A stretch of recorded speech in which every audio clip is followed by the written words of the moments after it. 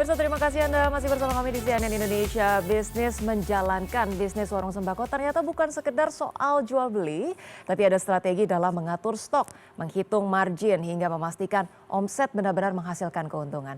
Dan hal-hal inilah yang banyak dibagikan oleh sosok viral saat ini, Ibu Rahyuni Nasution atau Ibu Yuyun, seorang pedagang warung sembako yang aktif berbagi tips bisnis lewat media sosial. Nah, hari ini Ibu Yuyun sudah hadir di studio bersama dengan kita untuk berbincang langsung bersama-sama. Nah, ini kita mau sapa langsung. Selamat pagi, Bu Yuyun. Pagi, Mbak Ocha. Oke, mungkin boleh disapa pemirsanya. Kenalan dulu, Bu Yuyun sudah lama kemudian berbisnis warung sembako berapa tahun, Bu? Di mana kalau boleh diceritakan ke pemirsa? Kalau saya sebenarnya terjun di dunia warung sembako itu sudah 6 tahun, Mbak. 6 tahun. Cuman saya fokusnya itu baru setahun belakangan ini. Karena sebelumnya itu saya kerja dulu.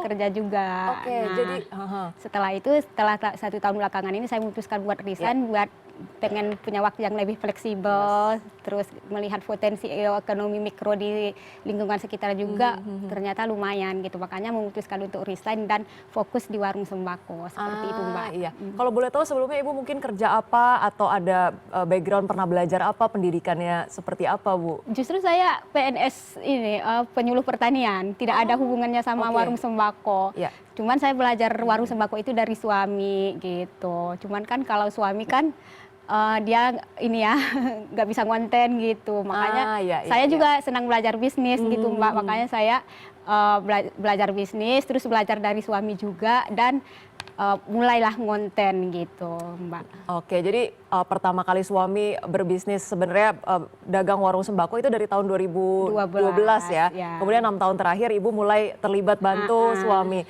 Awalnya kepikiran bisa ngonten itu gimana sih, Bu? Apakah kemudian banyak yang sering nanya-nanya tips sama Ibu, mungkin teman-teman sesama pengusaha warung sembako lainnya, atau memang Ibu ada keinginan untuk berbagi seperti apa, Bu?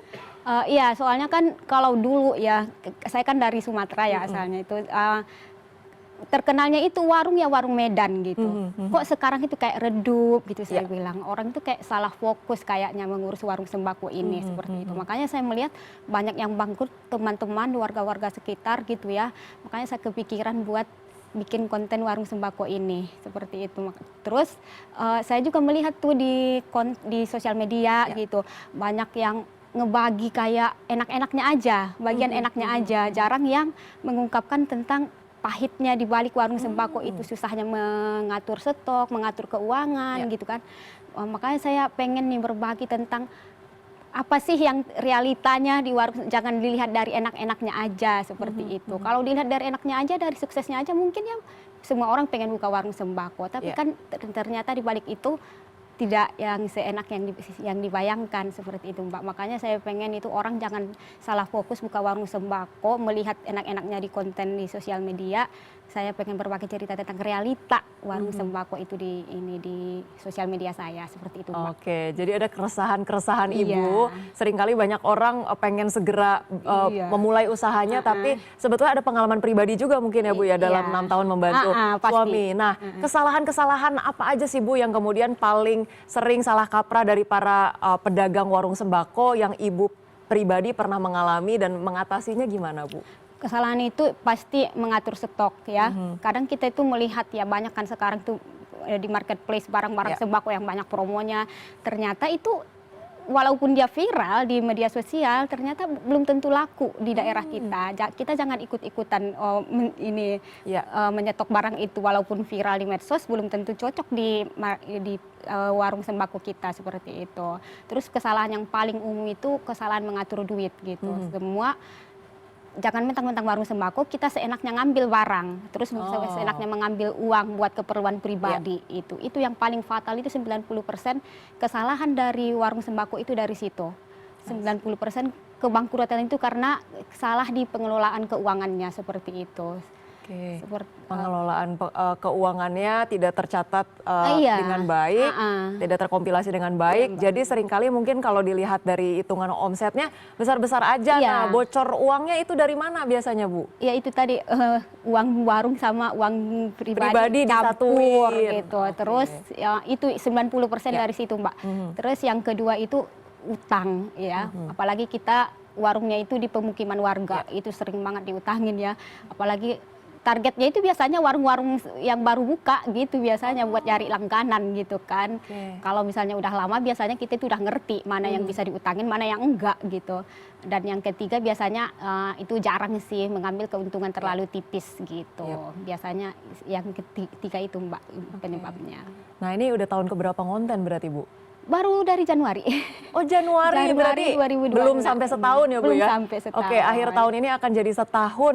Ibu jadinya kalau setelah sepanjang hampir 1 tahun ini ngonten, ada mungkin dampak-dampak ke warung sembako Ibu nggak? Misalnya jadi lebih banyak yang tahu, lebih laris atau gimana Bu? Kalau dampaknya yang pasti dari supplier dulu ya. Mereka itu kayak lebih percaya gitu sekarang sama kita gitu Mbak. Terus pasti terus yang kedua jaringan ya.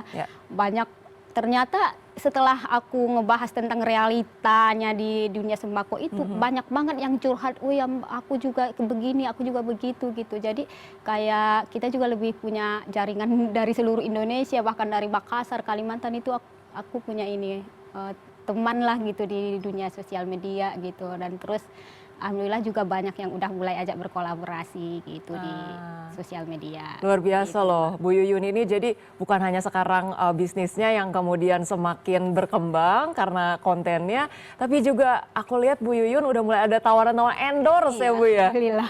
Oke, karena kalau kita lihat juga memang Bu Yuyun ini bikin konten-konten yang sangat menarik, bahkan kayaknya ada yang pakai animasi AI ya Bu ya. Iya, aku coba belajar juga tentang animasi. Aku memang kalau aku tuh apa yang menarik aku rasa memang aku pelajari gitu Mbak gitu. Awalnya tujuannya memang pengen jadi content creator Bu atau sebenarnya iseng aja?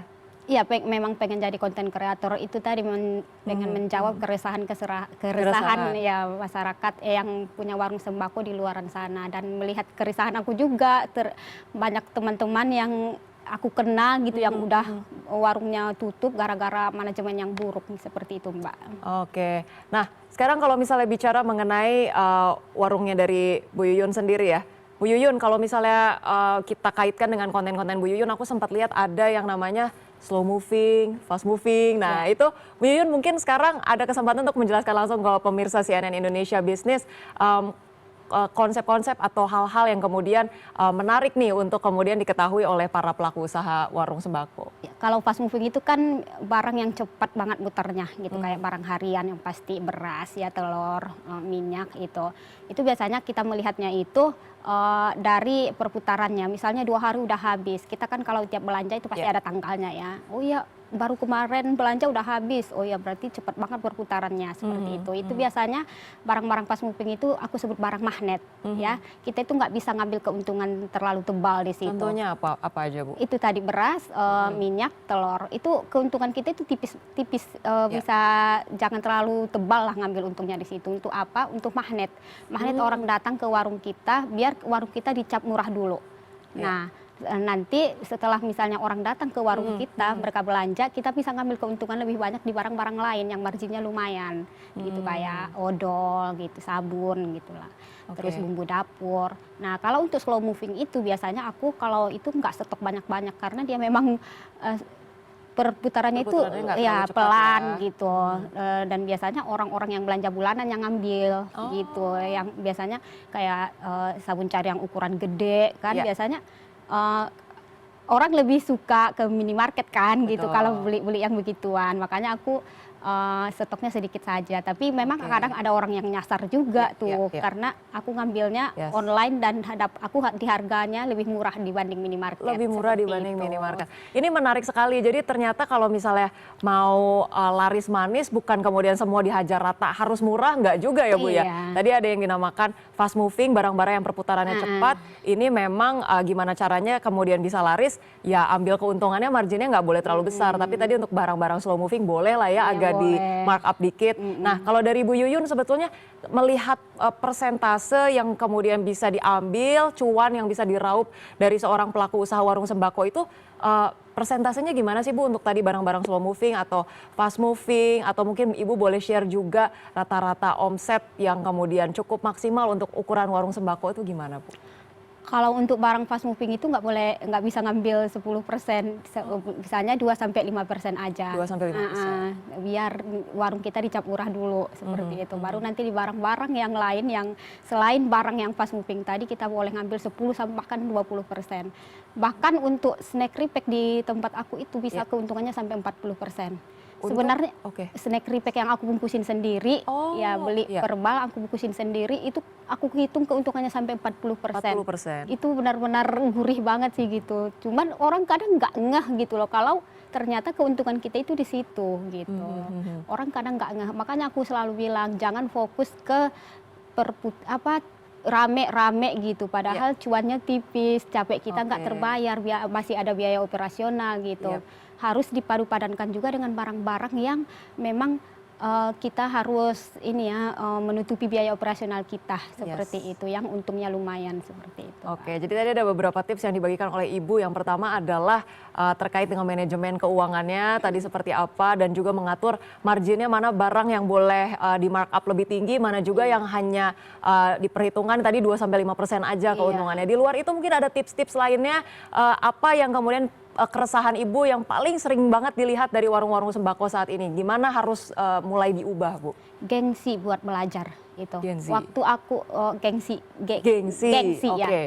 buat belajar. Waktu aku bahas tentang manajemen keuangan warung itu, kita harus membagi dompet itu jadi 3 gitu ya.